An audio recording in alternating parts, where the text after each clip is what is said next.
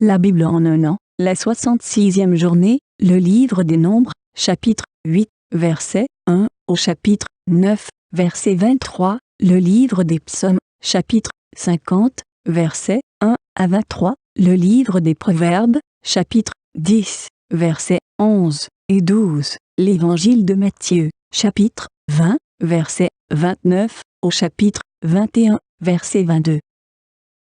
Nombre, chapitre 8. L'Éternel parla à Moïse et dit : Parle à Aaron, et tu lui diras : Lorsque tu placeras les lampes sur le chandelier, les 7 lampes devront éclairer en face. Aaron fit ainsi. Il plaça les lampes sur le devant du chandelier, comme l'Éternel l'avait ordonné à Moïse. Le chandelier était d'or battu, jusqu'à son pied, jusqu'à ses fleurs, il était d'or battu. Moïse avait fait le chandelier d'après le modèle que l'Éternel lui avait montré.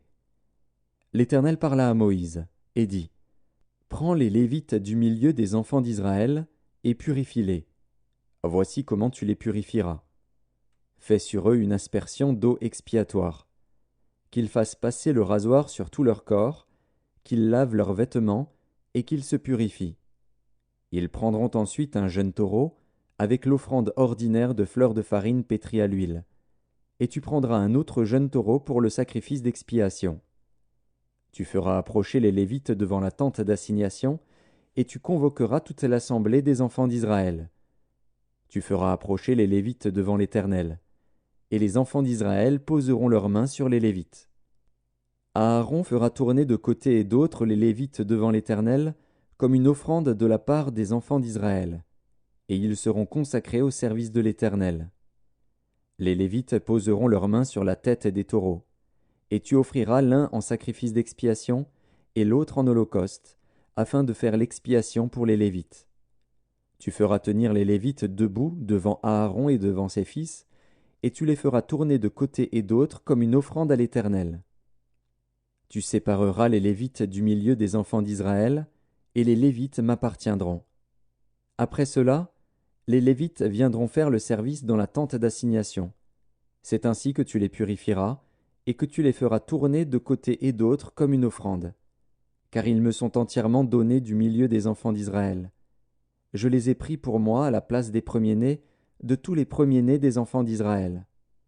Car tout premier-né des enfants d'Israël m'appartient, tant des hommes que des animaux. Le jour où j'ai frappé tous les premiers-nés dans le pays d'Égypte, je me les suis consacrés.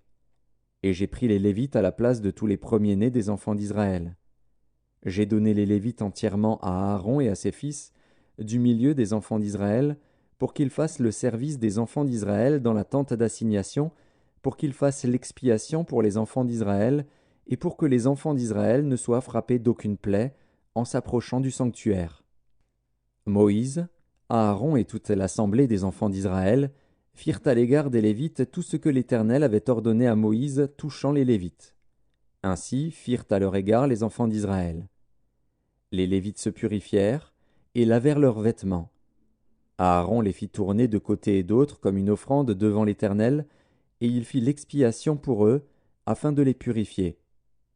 Après cela, les Lévites vinrent faire leur service dans la tente d'assignation, en présence d'Aaron et de ses fils, selon ce que l'Éternel avait ordonné à Moïse touchant les Lévites. Ainsi fut-il fait à leur égard. L'Éternel parla à Moïse et dit : Voici ce qui concerne les Lévites. Depuis l'âge de 25 ans et au-dessus, tout Lévite entrera au service de la tente d'assignation pour y exercer une fonction. Depuis l'âge de 50 ans, il sortira de fonction et ne servira plus. Il aidera ses frères dans la tente d'assignation pour garder ce qui est remis à leurs soins. Mais il ne fera plus de service. Tu agiras ainsi à l'égard des Lévites pour ce qui concerne leurs fonctions. Nombre, chapitre 9. L'Éternel parla à Moïse, dans le désert de Sinaï, le premier mois de la seconde année après leur sortie du pays d'Égypte. Il dit : Que les enfants d'Israël célèbrent la Pâque au temps fixé. Vous la célébrerez au temps fixé, le 14e jour de ce mois, entre les 2 soirs. Vous la célébrerez selon toutes les lois et toutes les ordonnances qui s'y rapportent. Moïse parla aux enfants d'Israël, afin qu'ils célébrassent la Pâque.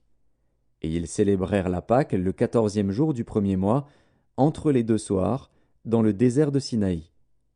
Les enfants d'Israël se conformèrent à tous les ordres que l'Éternel avait donnés à Moïse. Il y eut des hommes qui, se trouvant impurs à cause d'un mort, ne pouvaient pas célébrer la Pâque ce jour-là. Ils se présentèrent le même jour devant Moïse et Aaron. Et ces hommes dirent à Moïse, « Nous sommes impurs à cause d'un mort. Pourquoi serions-nous privés de présenter au temps fixé l'offrande de l'Éternel au milieu des enfants d'Israël » Moïse leur dit, « Attendez que je sache ce que l'Éternel vous ordonne. » Et l'Éternel parla à Moïse et dit, « Parle aux enfants d'Israël, et dis-leur, si quelqu'un d'entre vous ou de vos descendants est impur à cause d'un mort, ou est en voyage dans le lointain, il célébrera la Pâque en l'honneur de l'Éternel. C'est au second mois qu'ils la célébreront, le 14e jour, entre les deux soirs. Ils la mangeront avec des pains sans levain et des herbes amères. Ils n'en laisseront rien jusqu'au matin, et ils n'en briseront aucun os. Ils la célébreront selon toutes les ordonnances de la Pâque. Si celui qui est pur et qui n'est pas en voyage s'abstient de célébrer la Pâque, celui-là sera retranché de son peuple. Parce qu'il n'a pas présenté l'offrande de l'Éternel au temps fixé, cet homme-là portera la peine de son péché. Si un étranger en séjour chez vous célèbre la Pâque de l'Éternel, il se conformera aux lois et aux ordonnances de la Pâque. Il y aura une même loi parmi vous, pour l'étranger comme pour l'indigène. Le jour où le tabernacle fut dressé, la nuée couvrit le tabernacle, la tente d'assignation. Et, depuis le soir jusqu'au matin, elle eut sur le tabernacle l'apparence d'un feu. Il en fut continuellement ainsi. La nuée couvrait le tabernacle, et elle avait de nuit l'apparence d'un feu. Quand la nuée s'élevait de dessus la tente, les enfants d'Israël partaient, et les enfants d'Israël campaient dans le lieu où s'arrêtait la nuée. Les enfants d'Israël partaient sur l'ordre de l'Éternel, et ils campaient sur l'ordre de l'Éternel. Ils campaient aussi longtemps que la nuée restait sur le tabernacle.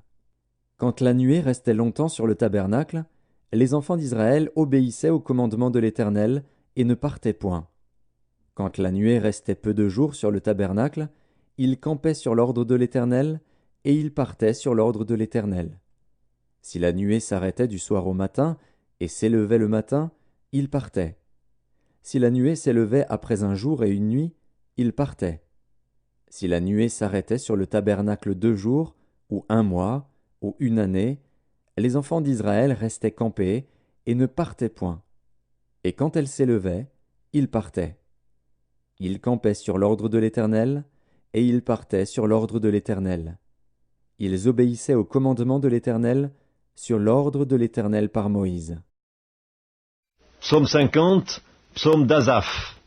Dieu, Dieu, l'Éternel parle et convoque la terre depuis le soleil levant jusqu'au soleil couchant. De Sion, beauté parfaite, Dieu resplendit. Il vient, notre Dieu, il ne reste pas en silence. Devant lui est un feu dévorant, autour de lui une violente tempête. Il crie vers les cieux en haut et vers la terre pour juger son peuple. Rassemblez-moi mes fidèles qui ont fait alliance avec moi par le sacrifice. Et les cieux publieront sa justice, car c'est Dieu qui est juge.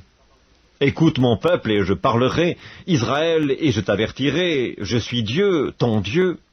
Ce n'est pas pour tes sacrifices que je te fais des reproches, tes holocaustes sont constamment devant moi.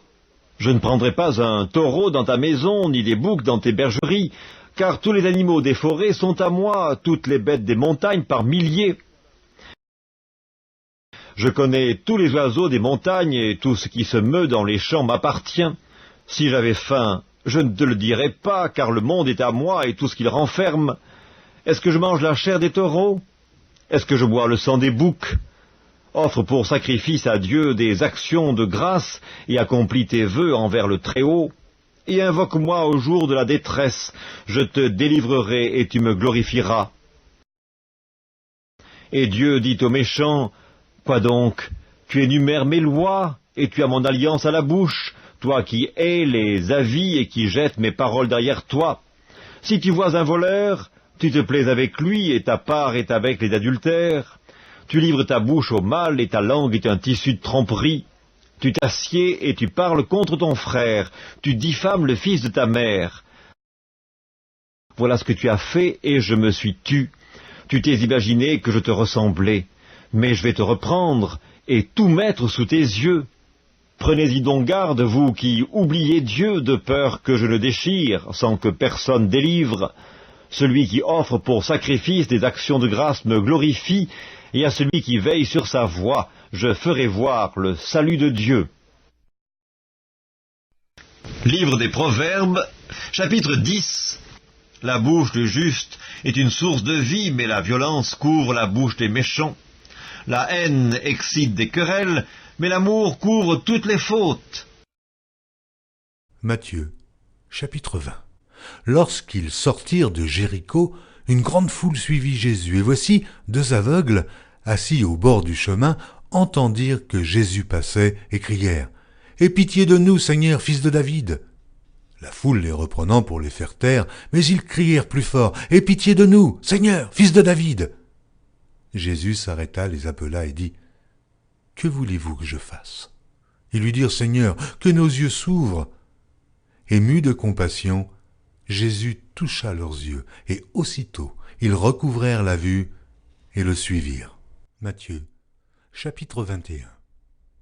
Lorsqu'ils approchèrent de Jérusalem et qu'ils furent arrivés à Bethphagée vers la montagne des Oliviers, Jésus envoya 2 disciples en leur disant « Allez au village qui est devant vous.